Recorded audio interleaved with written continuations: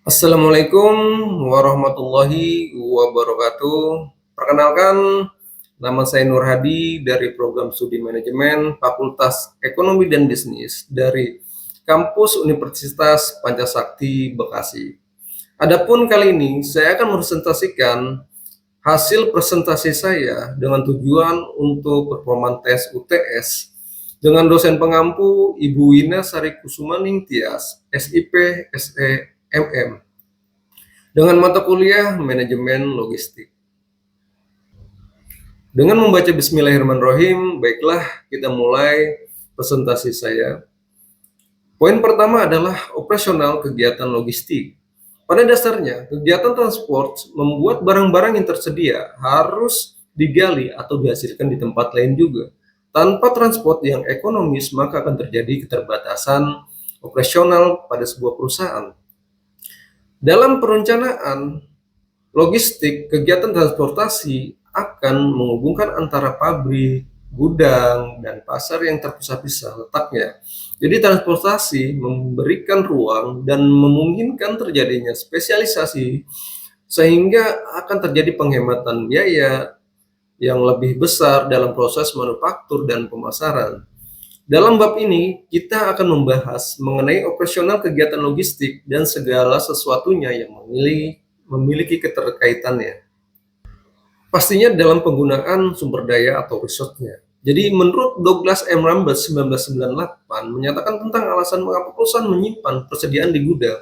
Maka secara tradisional aktivitas penggunaan dilakukan karena salah satu atau lebih dari alasan berikut, yaitu diantaranya untuk memperoleh kegiatan transportasi dan produksi yang ekonomis, mengambil manfaat dari diskon pembelian, terus memelihara sumber pasokan, kemudian mendukung kebijakan customer, ada juga untuk menyesuaikan terhadap kondisi perubahan pasar, kemudian menyesuaikan beda ruang dan waktu antara produsen dengan konsumen, kemudian memenuhi ongkos logistik terkecil pada tingkat pelayanan yang diharapkan, kemudian mendukung program just in time untuk pemasok dan pelanggan.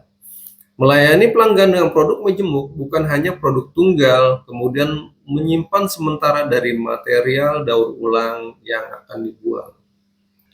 Poin 2, kegunaan pergudangan. Pergudangan digunakan untuk mendukung kegiatan manufaktur, yaitu menyatukan produk dari beberapa fasilitas produksi yang dikirim ke pelanggan tunggal untuk memecah dari pengiriman yang besar menjadi pengiriman yang lebih kecil. Dalam upaya memuaskan para pelanggan dan mengkonsolidasi jumlah pengiriman yang kecil-kecil untuk pengiriman pada volume yang lebih besar. A. Gudang sebagai pendukung manufaktur.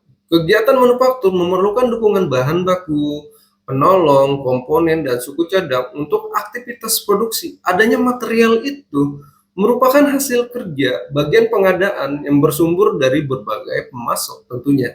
Nah, pada saat pesanan datang dari para pemasok diterima bagian receiving, diperiksa atau di quality dan masuk gudang untuk menunggu digunakan oleh bagian manufaktur. Di sini gudang berfungsi sebagai tempat holding atau switching material selanjutnya. Di sini ada alur pergudangan ke manufaktur, yaitu contoh masuk A, B, C, dan D, kemudian lanjut ke gudang, kemudian lanjut ke pabrik. B. Gudang yang menyatukan. Barang yang datang dari berbagai produsen dikirim via truk dan diterima di gudang. Nah, aktivitas ini disebut adalah gudang yang menyatukan. Nah, kemudian dari gudang ini dikirim kepada para pelanggan dengan menggunakan kendaraan yang lebih kecil seperti mobil-mobil box atau mobil truk. Nah, kemudian fasilitas gudang berfungsi sebagai area untuk menyatukan di mana produk yang datang dari pemasok atau produsen bersifat tunggal yang bervariasi adalah pihak pemasok atau pabrik. Di sini ada alur gudang menyatukan dari pabrik A, B, C, dan C, lanjut ke gudang yang menyatukan, lanjut lagi kepada pelanggan, pelanggan 1, pelanggan A, B, C, dan seterusnya. Poin C, gudang konsolidasi. Gudang konsolidasi adalah di mana gudang ada kondisi-kondisi produk dikirim daripada produsen, namun dalam jumlah kecil-kecil dan tidak ekonomis jika dikirim langsung ke pelanggan dengan kuantitas yang sama. Nah, untuk itu dilakukan konsolidasi di gudang dan selanjutnya dikirim ke pelanggan dalam jumlah besar agar lebih ekonomis.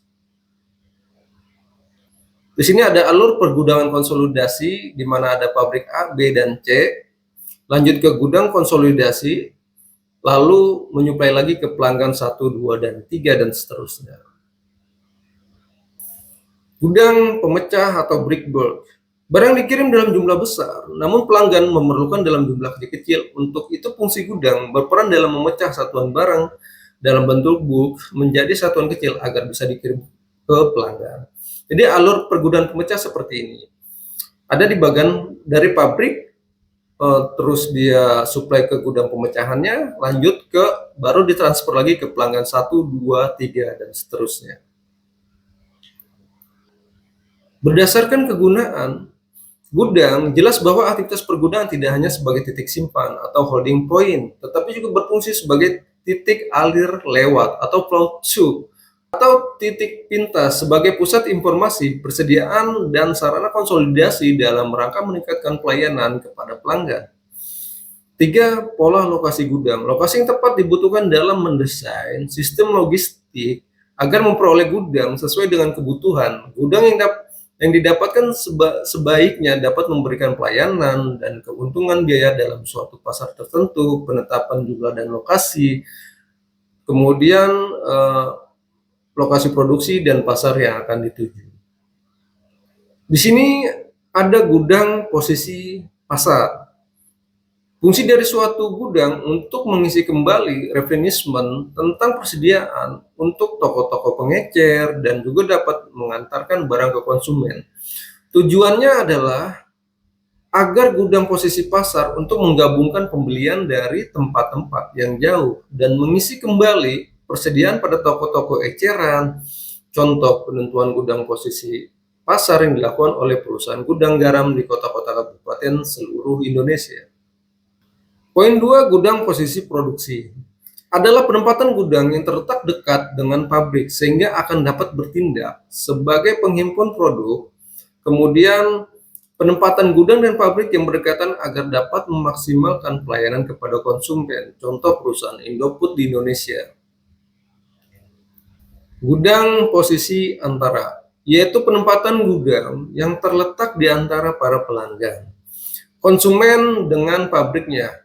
Ditujukan untuk meningkatkan para pelanggan utama dan menarik konsumen baru tentunya. Nah, teori lokasi industri menunjukkan bahwa pabrik yang menghasilkan produk tertentu seringkali harus lebih dekat dengan bahan baku yang dibutuhkan. Kemudian jika produk-produk dari 2 atau lebih pabrik ini dijual kepada suatu lainan tunggal, maka sebuah gudang pengumpul akan lebih baik didirikan di suatu lokasi antara. 4. Tipe pergudangan. Ada pun beberapa tipe gudang yang biasa digunakan menurut Douglas M. Lambert 998, yaitu antara lain adalah cross docking. Cross docking adalah pemindahan barang dari truk pada proses penerimaan barang langsung menuju truk pengiriman. Konsep cross docking biasa digunakan jika gudang sebagai tempat menyatukan, disebutkan mixer center, di mana barang datang dalam bentuk curah atau bulk, kemudian dipecah terus disatukan menurut jumlah dan ukuran yang sesuai dengan permintaan pelanggan. Keuntungan cross-docking secara umum dapat mencapai 50% lebih efisien dibandingkan pola distribusi secara tradisional karena tidak dilakukannya proses pergudangan. Jika gudang dapat melakukan cross-docking secara normal dan lancar, maka proses efisiensi dapat ditingkatkan karena identik dengan melakukan proses pengiriman langsung ke konsumen. Dengan syarat yang harus dipenuhi antara lain barang yang diterima sama dengan barang yang dikirim, kemudian tersedia tempat yang memadai, kemudian variasi balik barang sedikit, jumlah barang banyak, kemudian jadwal kedatangan truk relatif sama dengan keberangkatan, kemudian jenis truk yang sepadan, dan terakhir adalah dokumentasi yang valid tentunya. Gudang kontrak atau kontrak warehousing. Gudang kontrak adalah merupakan variasi dari tipe gudang umum atau public warehouse yang diselenggarakan antara pengguna dengan penyelenggara jasa pergunangan. Penyelenggara jasa pergudangan mengontrakkan sebuah gudang dalam jangka panjang hanya kepada satu klien saja dan operasinya kedua belah pihak dengan berbagai resikonya yang berfokus pada produktivitas, pelayanan, efisiensi, dan bukan berdasarkan pada besarnya fee dan struktur tarifnya.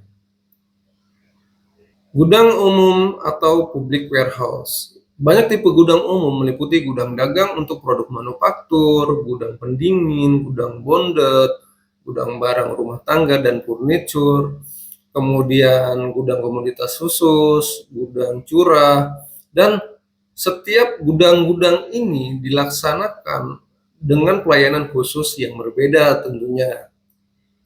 Contoh, gudang dagang produk manufaktur paling banyak digunakan dan dirancang untuk pihak manufaktur itu sendiri, kemudian distributor dan pelanggan untuk menyimpan berbagai jenis barang manufaktur itu. Kemudian ada gudang pendingin. Nah, gudang penyimpanan dengan suhu yang terkendali bisa digunakan untuk menyimpan komoditas yang cepat rusak seperti daging, terus ikan, sayur, buah-buahan, kemudian ada produk farmasi, terus kertas, film, fotografis, dan lain-lain. Ada pula gudang bonded, di mana gudang yang biasa digunakan untuk menyimpan sementara barang-barang khusus seperti tembakau, minuman beralkohol yang impor, dan pemerintah secara detail mengendalikan barang-barang tersebut agar selalu baik dalam pengadaannya.